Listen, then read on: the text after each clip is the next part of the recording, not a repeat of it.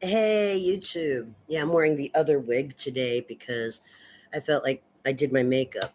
See, I'm even going to take the glasses off so you can see that. See, I did my makeup. This is what I look like with makeup. When I took some selfies with my makeup on, the makeup, in my opinion, makes me look older. I feel like I look younger without the makeup. Isn't that weird? Because the makeup's supposed to make me look younger. Maybe it's just because I do my makeup the way I was taught to do it when I was young and I don't know how to do makeup for older faces.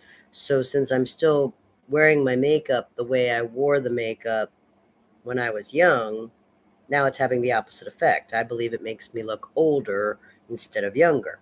And I don't know how to reverse that because I wasn't taught how to do makeup for older faces. So now, past the makeup, I would like to talk about sequels. Um, I got this idea after thinking about the Amityville horror movie reviews and analysis that I was doing, and I saw how many sequels there were for Amityville horror. I'm still going to look for that book, the original book, but I think that the sequels for Amityville horror were there were at least five sequels, and there were some other movies inspired by it. But I'm not going to watch all the sequels of Amityville Horror right now. I've kind of moved on to a different subject. And so I just watched the first Planet of the Apes movie, which came out in 1968, starring Charlton Heston and I forgot who played the other people, but um, and the original. I had seen the original in the 1968 film when I was a kid, but I had kind of forgot about it. I didn't really remember much about it because I had watched the other Planet of the Apes movie, and I can't remember what year that one came out, but the one where the I think it's is it the chimpanzee where the chimpanzee gets up and no he starts talking. Yeah, that one. I'm gonna watch them all in order by year. So I started with 1968, and I'm gonna go to the next one. I'm gonna watch all the movies that were made of the Planet of the Apes. Um, I think it may have also been a show. I don't know. I never saw the show. But why was Planet of the Apes such a popular saga? It's not Avengers, it's not Star Wars, it's not Disney, but yet it did have a very long time of continuous fans. And then there are, you know, other things like the connections to Jurassic Park and all those sequels, and also Godzilla and King Kong. You know, where it's kind of like Batman and Superman, Godzilla and King Kong fighting.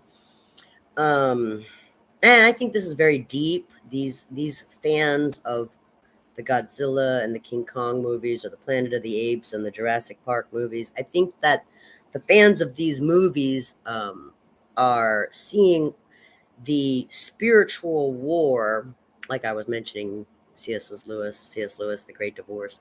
I think they're not just obsessed with lizards and monkeys. It's more than lizards and monkeys. It has to do with spiritual war. And when I was working for this one company that was most of the people there were Scientologists, and I remember I had picked up a L. Ron Hubbard book like in the early '90s. I think it was Dianetics, and I read half of the book. I don't even remember it. It was so loaded with like it was worse than reading Edgar Allan Poe. I love Edgar Allan Poe, but when you first read Shakespeare or Edgar Allan Poe, you're like, oh my God, they are giving me a headache with their extensive vocabulary. Like every other sentence, I have to, look in the dictionary because I don't even know what the heck word that is. They use very, you know, high powered vocabulary. And that's what L. Ron Hubbard was doing also. And so trying to get through the first book, Dianetics, was like giving me a headache because I don't want to have to read a book where I have to constantly go to the dictionary. Even me, and I majored in English. English was my favorite class all through my secular education, all through public school and in college. I loved the subject of English. I loved my language that I that I spoke. I wanted to speak it well. I wanted to write and I wanted to read and I wanted to know these words. But there, if you've ever seen, I don't know what the biggest dictionary you've ever seen is, but I mean, some people read the whole Bible, and then there might be some word fanatics who read the whole dictionary. But some of those dictionaries are bigger than some Bibles I've seen. I mean, there's a lot of words. And why am I? What does this have to do with sequels?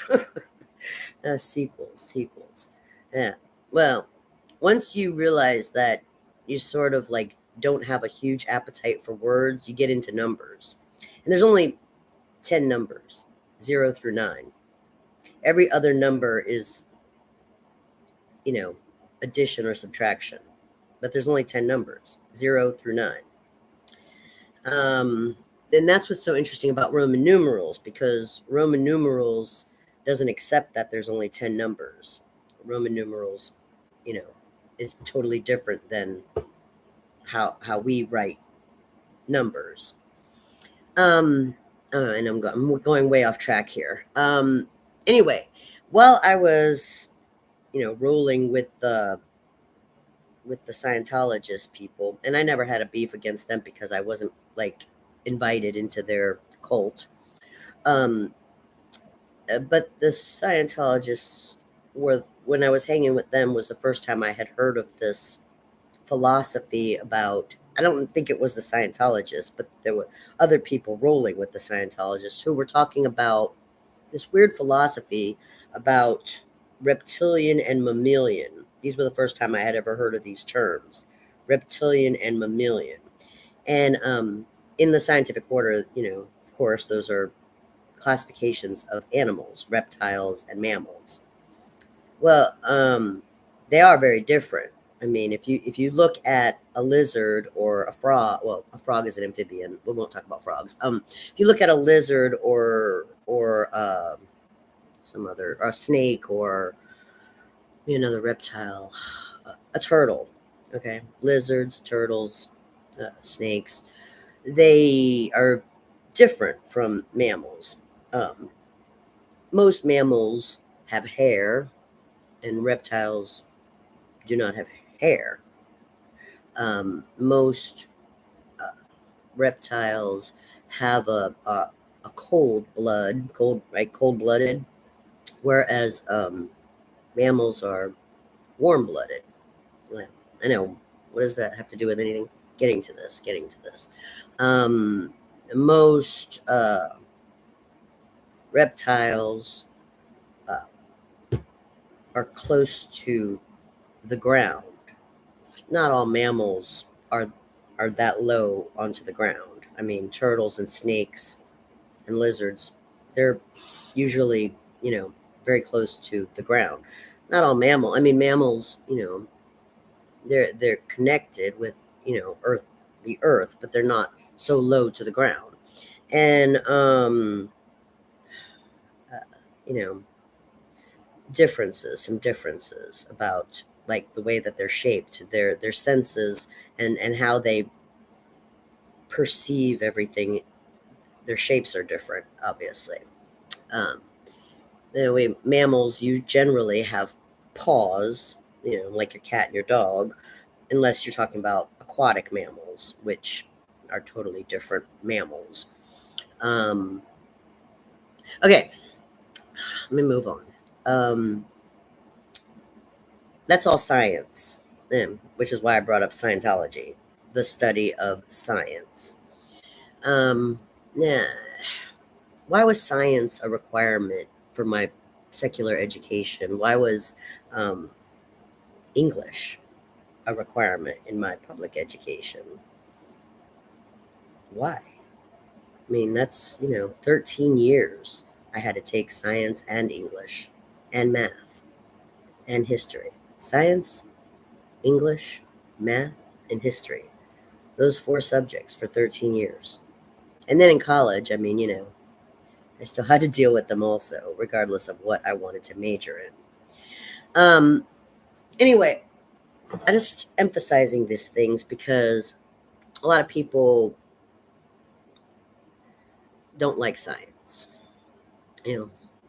Some people love it. I never been like for or against it. I've always been sort of neutral about it because I'm a sentimental and compassionate person. As an empath, I found that science was sort of cold, and I didn't like. I don't know if you ever saw that movie E.T. where little Elliot like sets the frogs free because he doesn't think that they should be cutting them open in the name of science.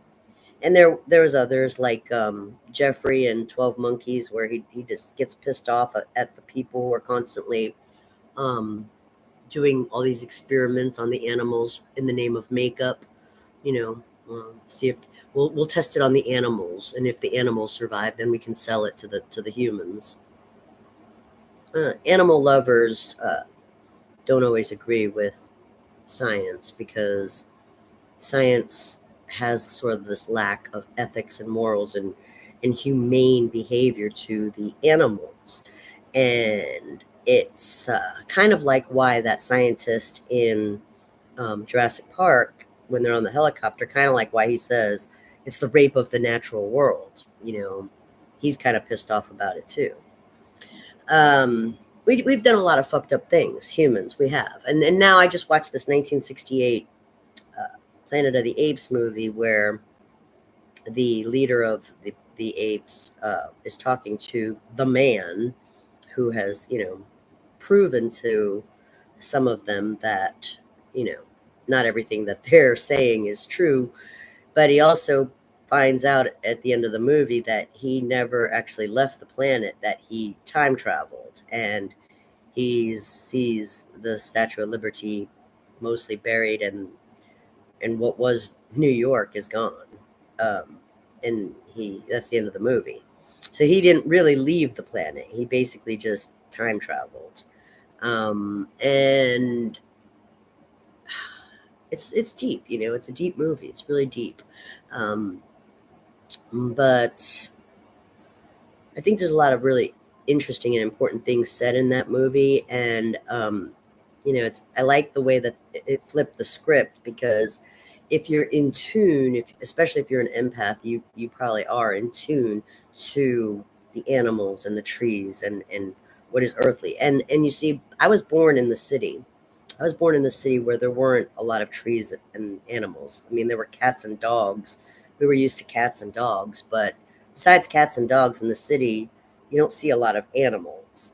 So when began to, when I moved, and began to interact with nature, um, there were some really harsh lessons because, especially, I was your typical squirmish girl. I was, ew, a frog, a lizard, gross, or ew, get the sand off of me. Ew, yucky, yucky, yucky, mud and sand, yucky, because, I was always in a very clean, pristine apartment with the only animal I saw, a cat, a dog, maybe a bird. That's it. All this nature stuff was new to me, but I started. I mean, 12 and 13, we had moved, and I really started learning more. And, I was still like, I wasn't really freaked out about most animals, except for a long time, I was freaked out about frogs because they just looked very slimy to me, and the sliminess was gross. A lot has changed since I was a teenager. I'm pretty comfortable with most animals, except um, I still don't like roaches. I mean, I can handle most and mosquitoes. I don't like mosquitoes and roaches. Mosquitoes tear up my flesh like you wouldn't believe, and the roaches they just disgust me. I mean, if there's any being that I would use the word trespassing on, it would be I would make a poster. Roach would be the poster child for trespassing. Termites too, but you never see them. Um, all right. Anyway, I know I'm totally going off the rails here. What am I talking about? This was supposed to be about sequels. Yeah, the sequels. There's a lot of sequels to Jurassic Park. There's a lot of sequels to Planet of the Apes. And I am going to, this is my prelude, my intro video, letting whoever watches my videos know that I am going to now embark on, uh, uh, you know, an obsession of sequels. I'm going to do sequels now. I like the horror genre, so I probably will return to the Amityville horror and then do horror sequels. But for right now, I want to focus on this sort of reptilian, mammalian, spiritual war thing, Godzilla versus King Kong thing. And I want to talk about my thoughts and opinions from my personal life and what I see in these sequels. They're more than trilogies. These are long, over decades spanned of sequels on Jurassic Park and on Planet of the Apes. Planet of the Apes did come out first, which, like I said, the first one was 1968. That movie came out 68, 69, 4 years before I was born. So definitely has been running for a long, long time. And I think that in 1968, when that film came out, I do believe that that film was probably created in the creators, the directors, and the creative crew's minds, thinking about space travel and thinking about Darwinism. So and I'm interested in evolution. Evolution is very interesting to me. I have always been bipolar between the past and the future, and um, and it's very interesting to me. So I will now begin my sequel reviews and journey with Planet of the Apes, and I did just watch the 1968 film. Of course, all the acting was phenomenal. I mean, the acting was great. I mean, the special effects, there wasn't that much, but they did have a lot of great landscape scenes in the background. Um, it was very philosophical. It did show the hypocrisy that's evident in all life, whether we are considered animal or not. You could see that, hypocrisy is definitely blatant in life form. And I think I think I finally come to terms with hypocrisy. Like I mean, I knew that there was no escaping hypocrisy, but I think hypocrisy is actually one of the strongholds of survival, and that's really interesting. Anyway, I'm gonna philosophize more as I watch and continue to watch the sequel after sequel of this Planet of the Apes. After Planet of the Apes, I'm not sure if I'll go back to Amityville or if I'll go straight to the Jurassic Park's the saga. I want to compare the Godzilla King Kong thing. So, okay, that's all I want to say for now. Just letting you know what I'm doing.